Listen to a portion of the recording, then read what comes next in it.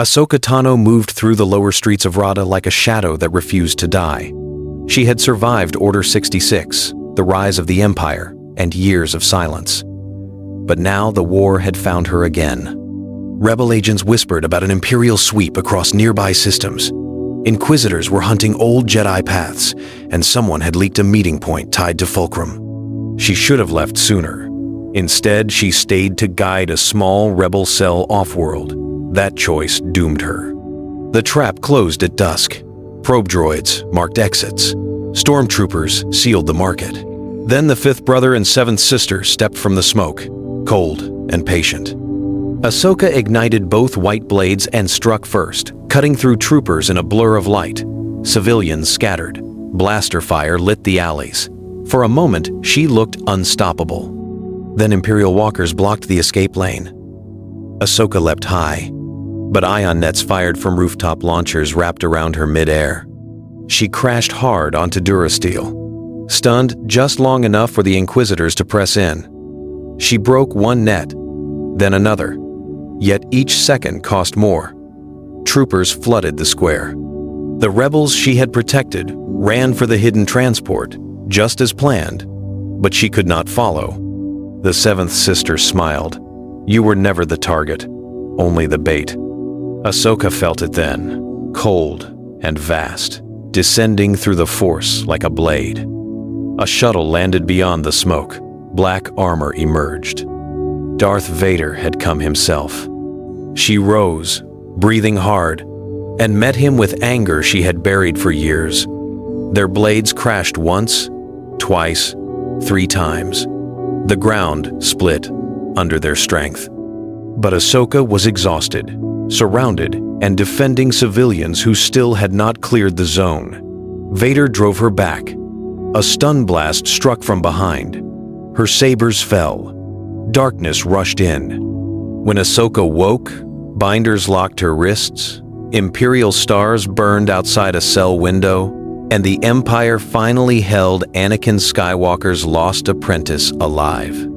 The prisoner arrived aboard an Imperial Star Destroyer under the highest secrecy. No name entered the public log.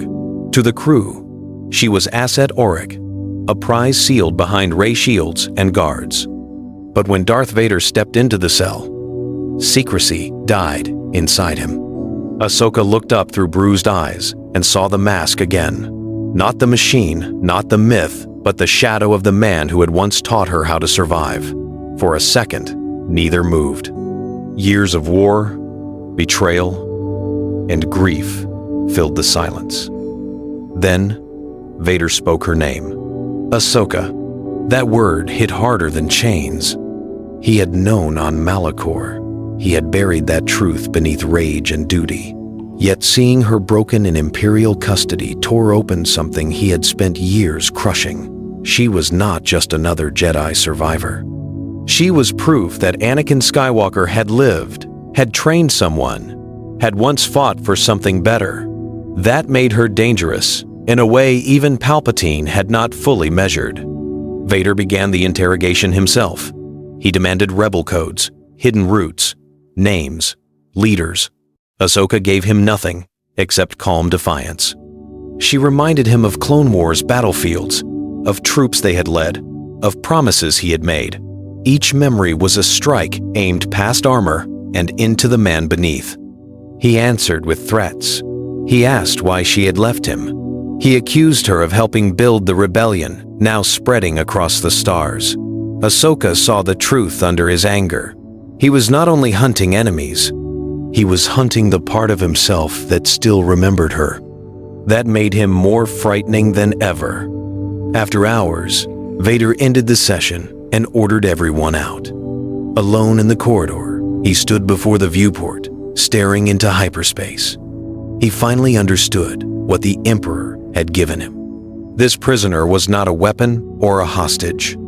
She was a wound reopened. And somewhere inside the dark, Anakin Skywalker had begun to bleed again. When Emperor Palpatine learned that Ahsoka Tano had been captured alive, he did not celebrate. He studied the report in silence, then smiled like a man who saw 10 moves ahead. To most of the Empire, Ahsoka was a former Jedi and rebel spy. To Palpatine, she was something useful. She was history, guilt, loyalty, and pain bound into one target. He summoned Vader to Coruscant. Inside the Imperial palace, the Emperor circled the truth like a serpent. He spoke of the growing rebellion, of scattered cells becoming an alliance, of senators, smugglers, defectors, and surviving Force users gathering into one threat.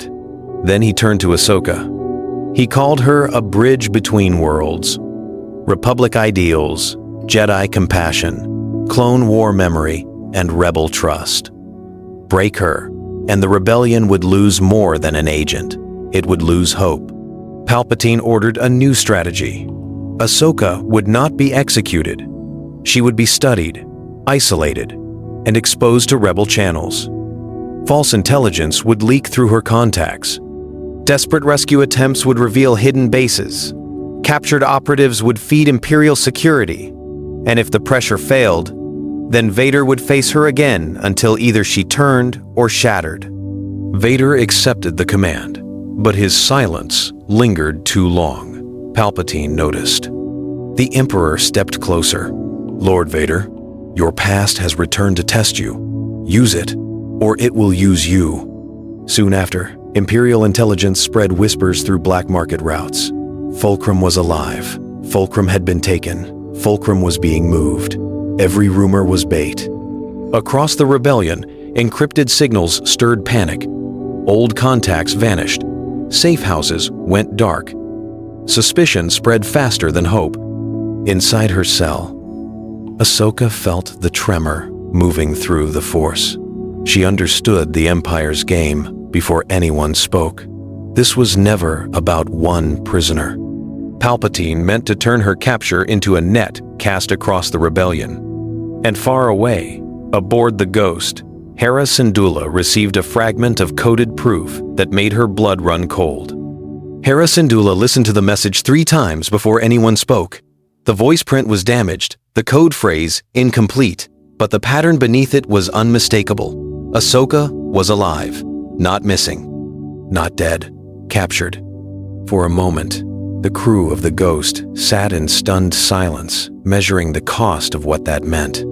Sabine wanted to move now. Ezra wanted to trust the Force. Zeb wanted a target.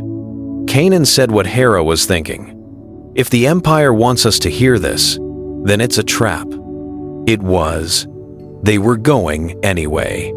Hera took the data to Rebel Command, hoping for help. Instead, she found fear. Fulcrum's capture threatened every hidden network tied to early resistance cells. Mon Mothma urged caution. Bail Organa pushed for verification. Generals argued that one rescue mission could expose dozens of assets. Hera heard the logic and hated it. So the Ghost crew made the choice alone. They traced the signal path through relays and supply routes, then found a prison transport buried inside a convoy near the Kessel Run. The only chance was speed and surprise. Sabine forged transponder codes. Zeb armed every cannon. Chopper sliced traffic control and planted collision warnings. Ezra sat before launch, trying to reach Ahsoka through the Force, finding only pain, distance, and a wall of darkness.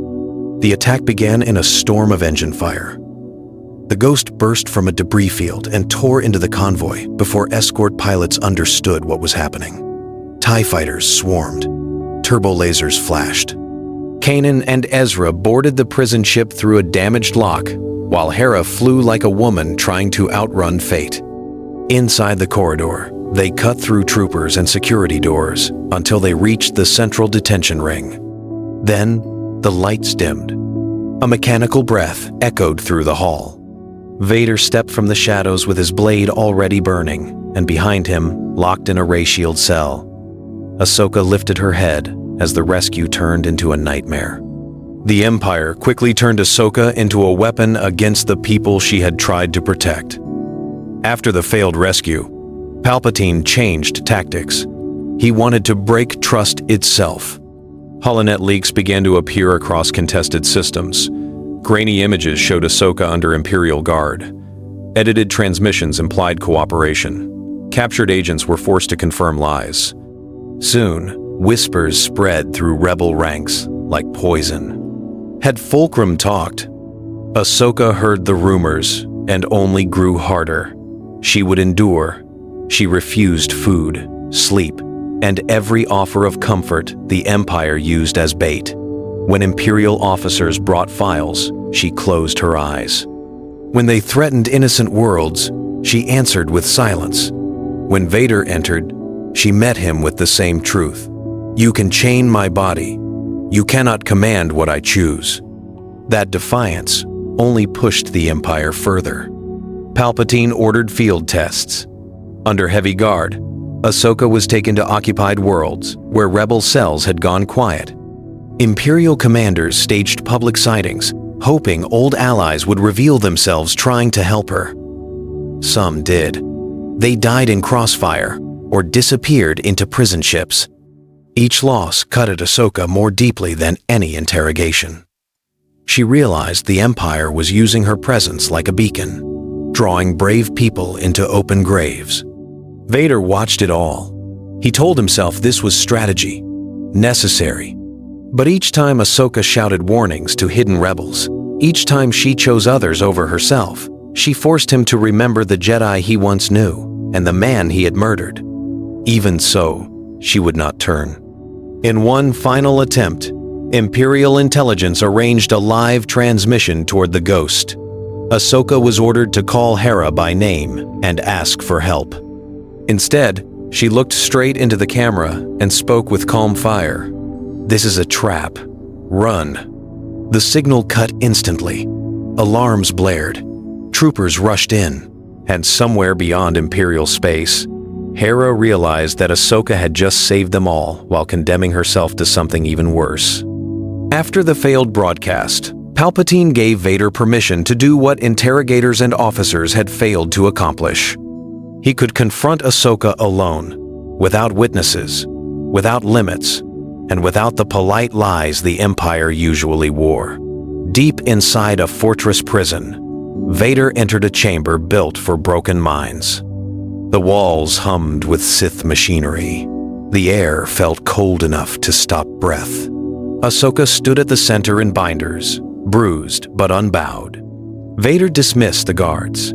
He deactivated his saber and removed one glove, as if proving there was a hand beneath the armor. "You should have stayed away," he said. Ahsoka stared at him. "You should have come back." That struck deeper than any blade. What followed was not a duel. It was a war of memory. Vader forced her through the past with every word. Christophsis, Teth, Geonosis, Mandalore, brothers lost, clones buried. The night she walked away from the Jedi, he twisted each moment into accusation. If she had stayed, he said, maybe Anakin would not have fallen. If she had trusted him, maybe the Jedi would not have betrayed him. If she had fought beside him, maybe the galaxy would have been remade together. Ahsoka refused the lie. She told him Anakin had been brave, flawed, loving, and afraid. She told him Vader had chosen to bury that man, not lose him. She told him the truth he hated most. There was still good in him, and he knew it. The chamber shook. Vader ignited his blade. Ahsoka seized a fallen saber, and master and apprentice crashed together in a storm of red light and white fury. Sparks rained across the chamber. Old instincts returned with every strike. For a heartbeat, it felt like the Clone Wars again. Then Ahsoka sliced through part of Vader's mask. Behind the smoke and broken metal, one blue eye looked back at her.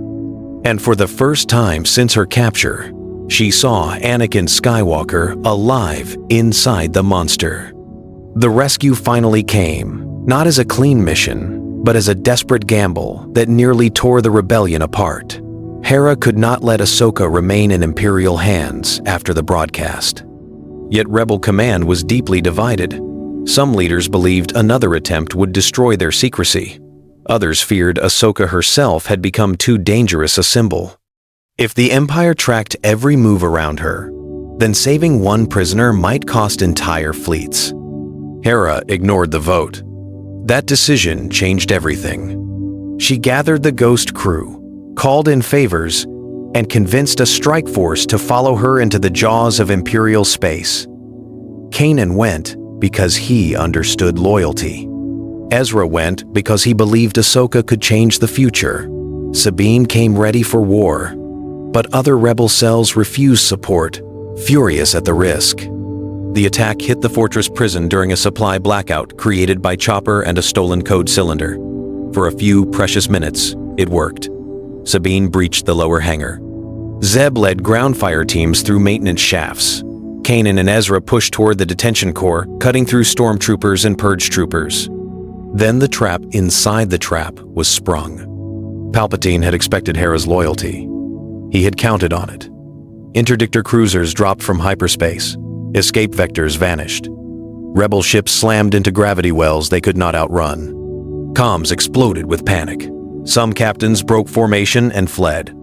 Others blamed Hera in real time. The strike force began to collapse before Ahsoka was even reached.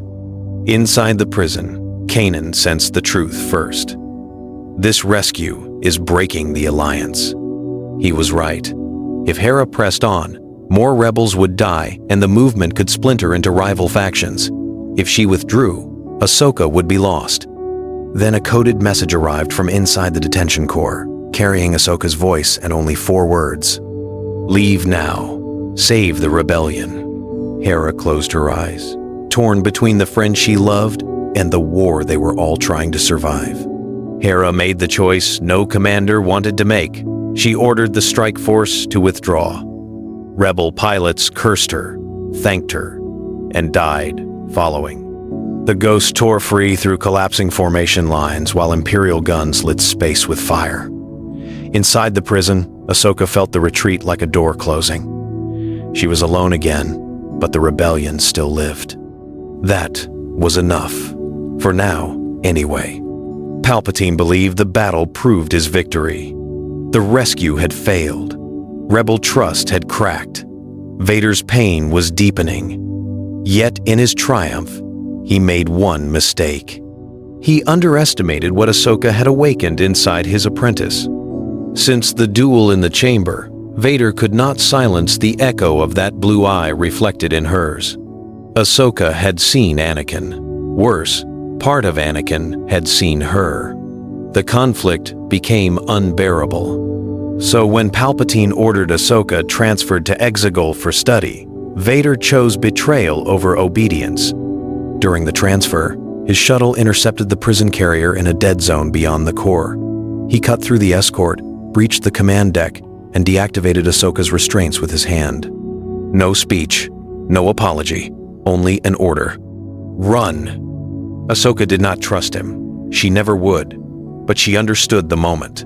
Alarms screamed. Fire spread through the carrier. She escaped through a shattered launch bay in a stolen fighter, while Vader remained behind to slaughter the officers who had witnessed everything. When Imperial reinforcements arrived, the ship was wreckage, and the prisoner was gone. News of Ahsoka's survival reached the rebellion like a shockwave. Some saw hope reborn. Others saw a security disaster waiting to happen. Hera welcomed her back, but the alliance she returned to was bruised, suspicious, and changed. And Vader? He stood before the Emperor and accepted punishment in silence, while the dark side twisted tighter around the crack Ahsoka had opened. She had escaped Imperial chains. But now the war itself began to bend around her return, and Vader's obsession was only beginning.